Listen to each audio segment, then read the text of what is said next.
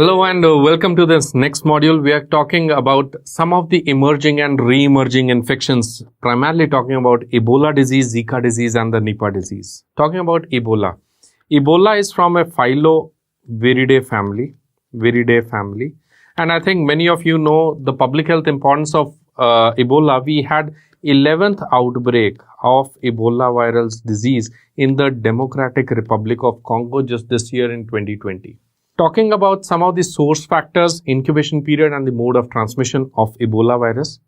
The source factors, the Ebola virus has further sub-serotypes or the subgroups, Ebola, the Thai, the Reston and Bundibugyo. MCQ over here, there is a new type which is has been found, that is the Bombali virus, that is the Bombali serotype. The Bombali serotype is not known to cause a human disease. Of course, out of all these, Ebola, Thai and Reston, they are the most common to cause human Ebola disease. The reservoir for Ebola virus is what? It is the poor bat. Bat has been implicated in so many diseases, including the COVID-19 infections, MERS-CoV infections, including the SARS virus and Ebola virus. So bat is implicated again as a reservoir for this infection and some of the wild animals as well. If you talk about what is the incubation period, it ranges from 2 to 21 days. The mode of transmission is particularly interesting for Ebola disease. It may be transmitted using any of the following modality. It is essentially transmitted using body fluids. So what are the body fluids? It is by body secretions. What do you mean by body secretions? You can have urine, we can have feces, we can have sweat, we can have blood, and we can also have the seminal secretions. Please remember, or that's just a point for us to ponder upon, that seminal secretions may transmit Ebola. On the other hand, the vaginal secretions, they are not known to transmit. They may not, I am nobody to say, but right now our understanding is that only the seminal secretions are transmitting Ebola disease and not the vaginal secretions. The other mode of transmission could be, we can have objects, we can have fingers, we can have anything. The other thing could be your bat bite. Very important. It could be the bat bite or bites from other wild animals, of course, which is the reservoir. And last is, we can also have a mode of transmission for Ebola from sexual route. So why sexual route? Because it is about the seminal secretions. Please remember, it's not the vaginal secretion, but only the male seminal secretions which are responsible for mode of transmission of Ebola. Regarding the special features, first MCQ, there was the 11th outbreak of Ebola in Democratic Republic of Congo in DRC. When will you declare any outbreak over in any area? It is declared, the outbreak will be declared as over. It is declared, outbreak is declared as over if there is no case of, diagnosed case of Ebola, no case of Ebola over a period of 42 days. So for 42 days, if there is no case, that will be called as a Ebola outbreak finished. What is the case fatality rate in Ebola? It is 50 to 60% is the case fatality rate. And last point is, please remember that whenever we talk of Ebola, it has 50-60 case fatality rate. What is the most common cause of death or the way of death? If you talk about the clinical features of Ebola, it may range from nausea, vomiting, it may lead to slightly severe diarrhea, it may lead to pneumonia-like picture, and it may further land up into septicemia, and specifically talking renal failure and liver failure. What is the most common cause of death? It is usually said that renal failures would be responsible for more common cause of death. Talking about the immunity factors, there are two vaccines which have been approved for use in Ebola. These are the viral vector vaccines. They are called as VVV, viral vector vaccines, which are approved. So the name is Ervebo and Zabdeno are the These are the two viral vector vaccines. They have an efficacy, proven efficacy of more than 97.5% for Ebola. There are a couple of drugs also which you can remember for Ebola. The treatment for Ebola can be remdesivir, Remdesivir was originally approved for Ebola and now it is approved for COVID-19 as well. We also have MAB114, which both are showing very good. They have shown very good results. Another drug which is under trial is the ZMapp drug, and all these are monoclonal antibodies. MB and ZMapp, these both are monoclonal antibodies. Remdesivir is an antiviral agent. So with that, you finish this topic on Ebola. Let us start with the next topic, that is Zika. So next is, let us talk about Zika virus. Zika virus, it is a single-stranded RNA flavivirus. The reservoir of Zika is unknown. What is the source of Zika? From where do we get a reservoir? You don't know, that's fine. But from where do we get? We get it from a vector. Who's the vector? Is it Aedes? Yes, it is Aedes. Is it Albopictus? No, it is not Albopictus. Albopictus is implicated as one of the less common vector, but majority vectors are Aedes aegypti. So that is in fact one of the naughtiest mosquito that you will see. Dengue it causes a lot of diseases. Zika it causes, yellow fever it causes, Aedes aegypti. So we're not very sure upon the utility or the effectivity of Albopictus as a vector for the Zika disease. It is a single-stranded RNA flavivirus. And what type of Zika disease is this? Is it a zooanthroponosis or anthropozoonotic infection? It is an anthropozoonotic infection. That means it comes from the animals to the humans. Which animal? We are currently thinking on that what could be the possible pure reservoirs for Zika disease. What is the incubation period? Again, we don't know about the incubation period. Many things we don't know about Zika. It could range from few days. It is said from 5 to 15 days.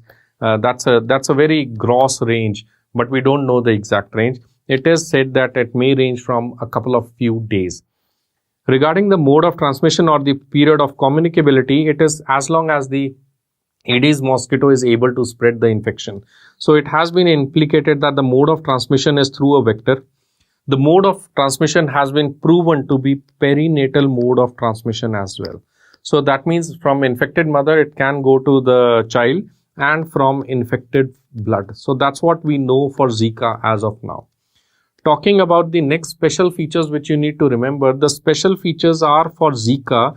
Very commonly students, at least in Viva exams, and very commonly I ask this question that what do you think about Zika, how bad it is, and people say it's a very bad disease. On the contrary, please remember that 80% of Zikas are asymptomatic. 80% are asymptomatic.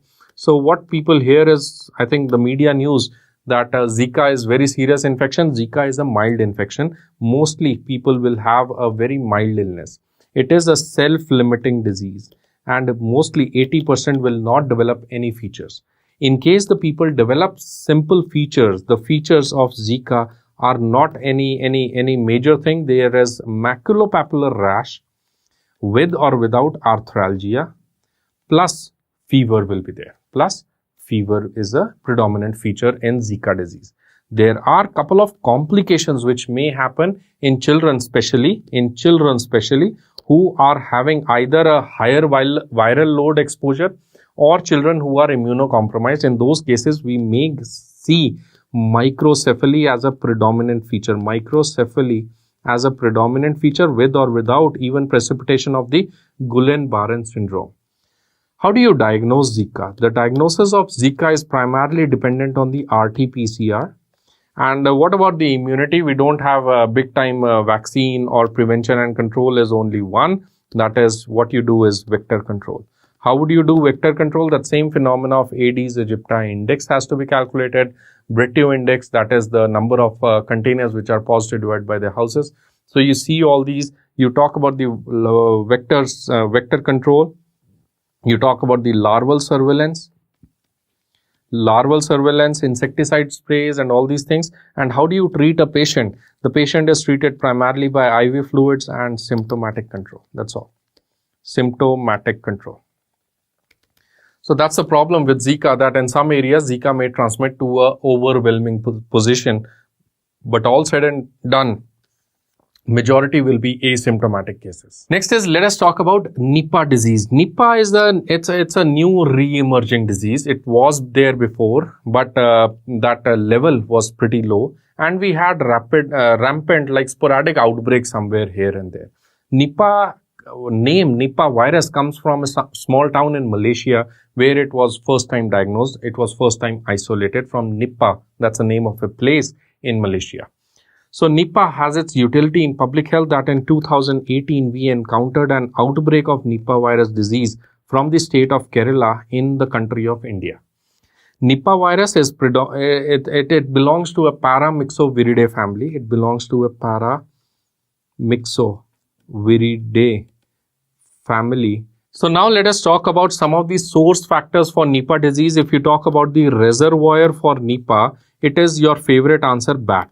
So I told you, if you don't know an answer, you are free to mark two things, either a bat or a monkey. That's how it works in PSM, that most of the diseases that we are seeing emerging, re-emerging now, they are either from the monkeys back again or from bats. These two things are after us like anything.